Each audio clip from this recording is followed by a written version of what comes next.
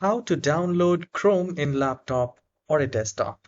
I'll tell you one of the most easiest way through which you can download and install Google Chrome on your computer.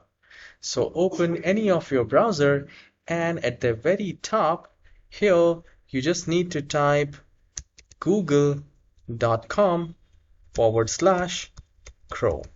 I'll just maximize it so that you can type it. So once you have typed google.com/Chrome to the address bar, hit enter. And the moment you hit enter, you will see a window like this, the browser built by Google.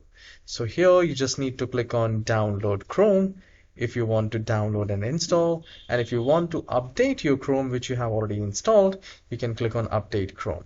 So since I'm downloading it, so I'll just click on download.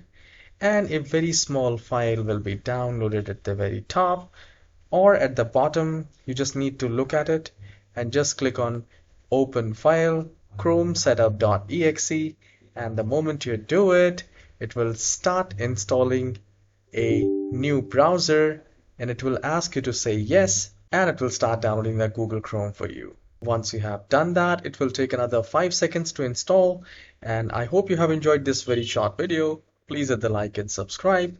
I'll see you in the next tutorial. Have a wonderful day.